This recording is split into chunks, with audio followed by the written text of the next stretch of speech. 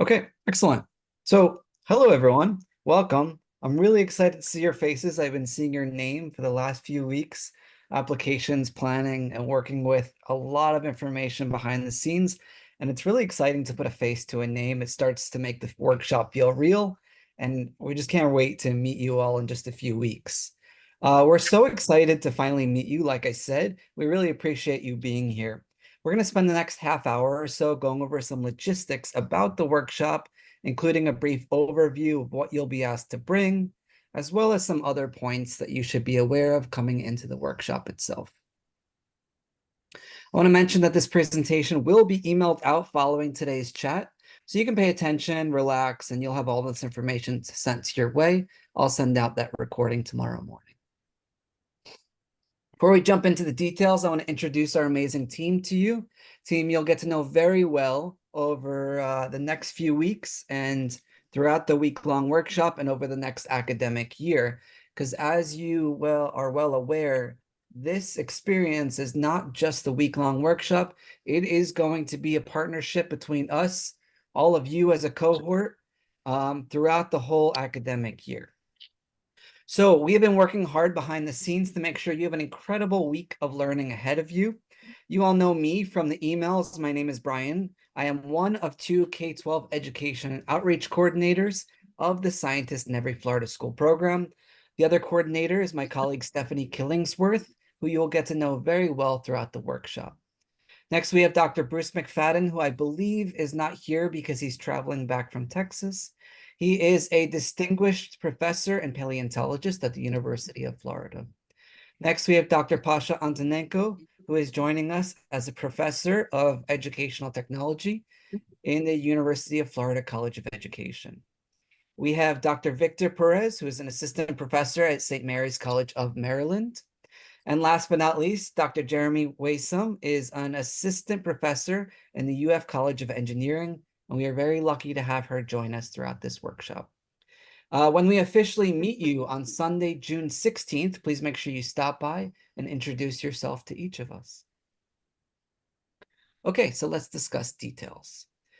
Okay, so it is really up to you where you will be staying throughout the week in Gainesville. Completely up to you, you can choose. I know some of you already booked Airbnbs, some of you are staying with family, local teachers are obviously staying at home. All this to say, again, it is completely up to you to choose where you want to stay. In the email I shared with everybody, you'll see a booking link to the Aloft Hotel. I included this since several teachers actually reach out to me to see if we have recommendations for them. That hotel is very close to the museum, the Florida Museum of Natural History, where most of the week's events will be taking place. And it's a very easy trip each morning to head over and back to the hotel. I actually heard from our contact at the hotel today, and I believe 8 of you have already booked a room at that hotel.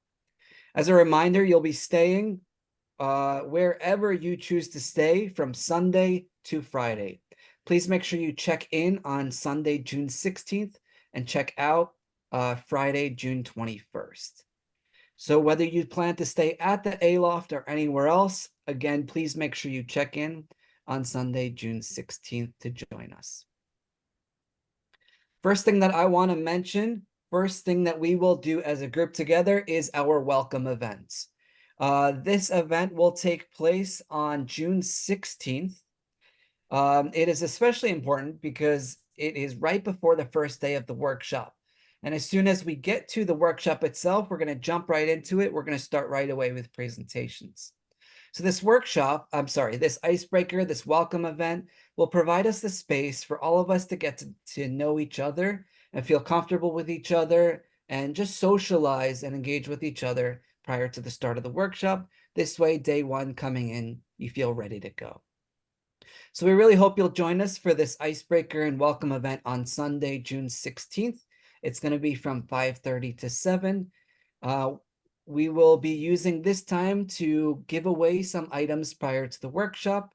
You will receive a name tag, you'll receive a t-shirt, a museum tote, and things like that.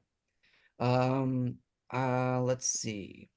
Once you arrive at the brewery, on the left, you'll see a pavilion that looks just like this one on the in the picture here. We have this pavilion reserved for just us. So please make sure to meet us there. Our team will be covering everyone's first drink, and then after that, you're on your own. Let's see. Okay, day one. Each day, we'll start at the Florida Museum of Natural History.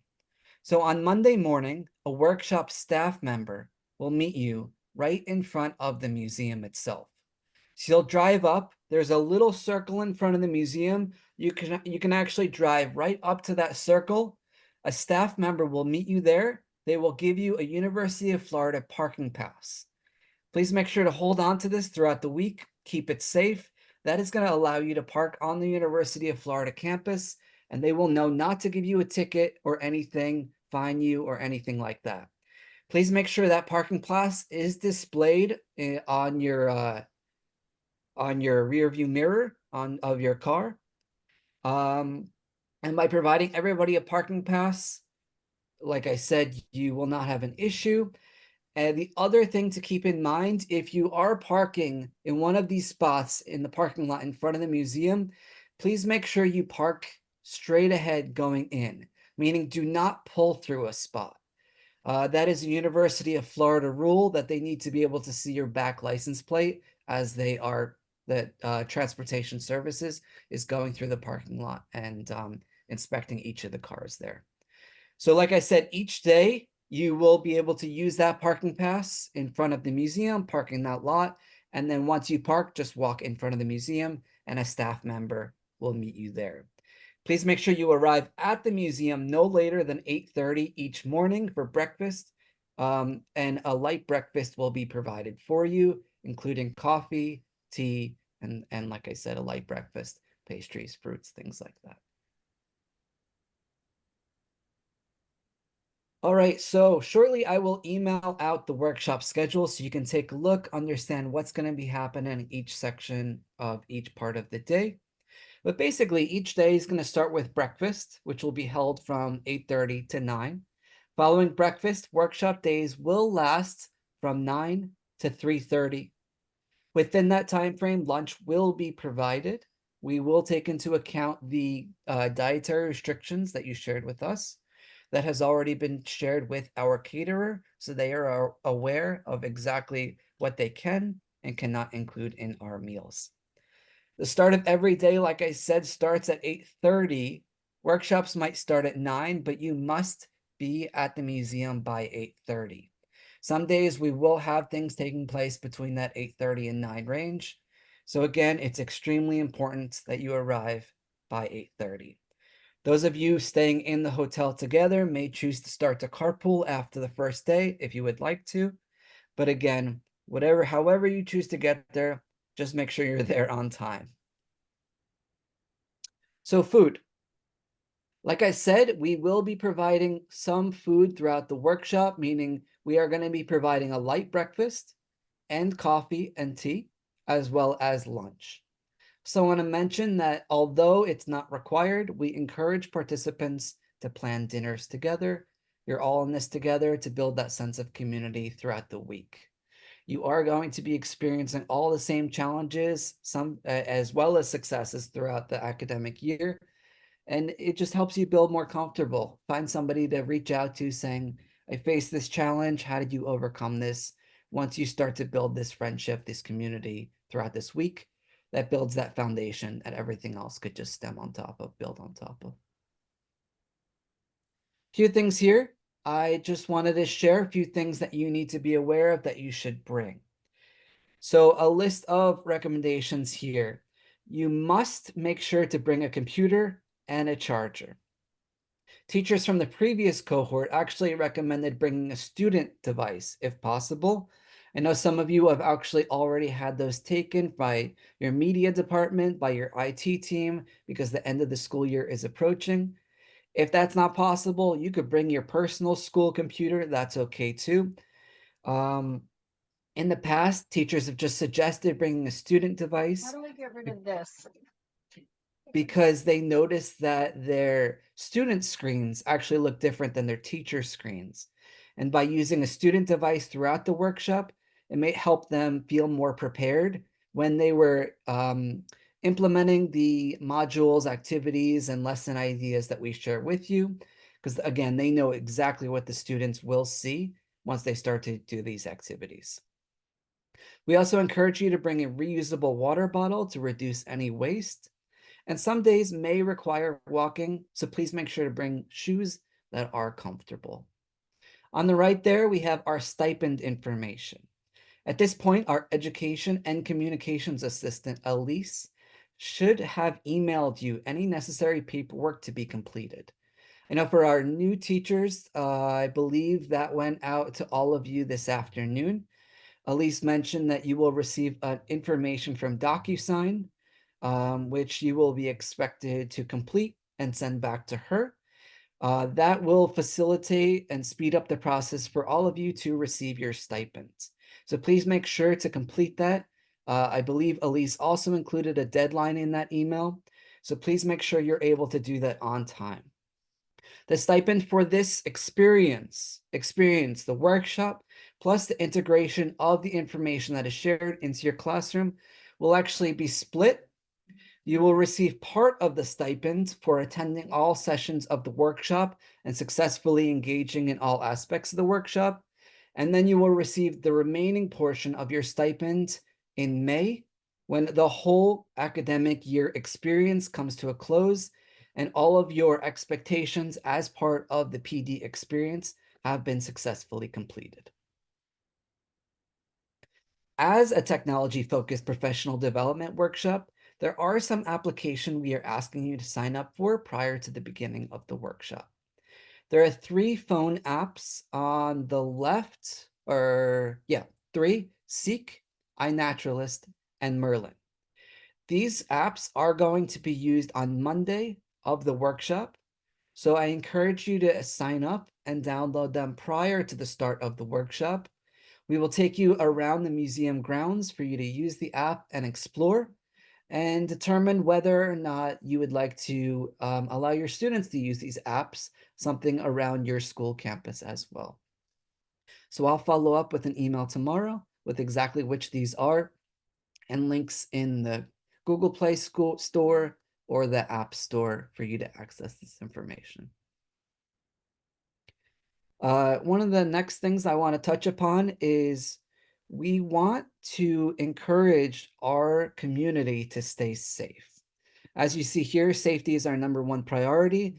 So if you are starting to notice that you are not feeling well prior to the workshop, please let us know. If it's a small cold, whether it's COVID, whatever it is, if you're starting to notice symptoms, cough, sneezing, whatever it is, please let us know out of respect to the community here.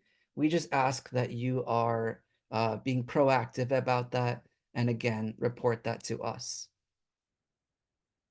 We will be conducting research since this grant, we were funded for this PD experience as part of a National Science Foundation grant. In that respect, we will be conducting research on this workshop and PD experience as a whole, meaning the week-long workshop, plus again, the implementation of information throughout the academic year when you are teaching this information to your students. So a survey will be done the first day of the workshop, the last day of the workshop, and then again throughout the year, we're going to having students do surveys, and then you as the teacher completing surveys as well. So this survey will be completed 3 times in total. So like I said, the first one will be done the first day of the workshop. Second, prior to your implementation of the curriculum that is shared with you. And then the third and final time will be after you teach all the lessons to the students. So you're helping us by answering research questions that are of interest to the National Science Foundation and educational researchers.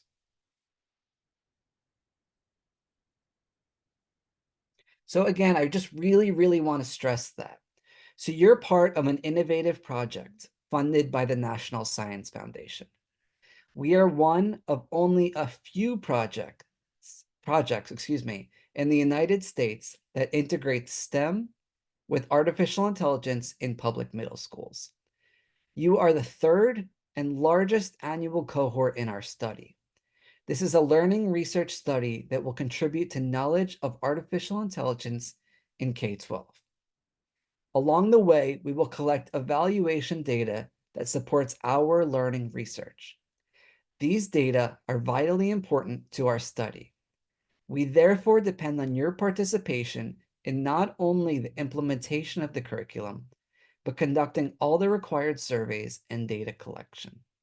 We are committed to help and support your successful participation.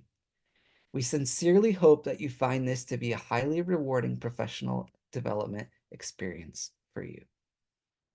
So building on top of that, I was going to just share some of those research questions in that grant to sort of situate and help you understand the types of things you are supporting us as part of this National Science Foundation work, including how can this project leverage students and teachers' misconceptions of machine learning, as well as just working on better understanding machine learning and artificial intelligence in the K-12 space. And Pasha, is there anything else about research in general that you would like to add? I think this is good for now, Brian. Thank you. Sure. So that is the workshop basics that we wanted to cover as part of this pre-workshop webinar, but we still have about 10 minutes or so for any questions that you may have for me as any of my colleagues. So you can feel free to unmute and ask any questions if you have them. Brian, I just wanted to interject real quick and make sure that we introduce Maria as well. She's on the call. She's one of our graduate students and paleontologists who is helping with the project. So that's another face that you'll be wanting to familiarize yourself with. She'll be working with you throughout the school year. Thanks.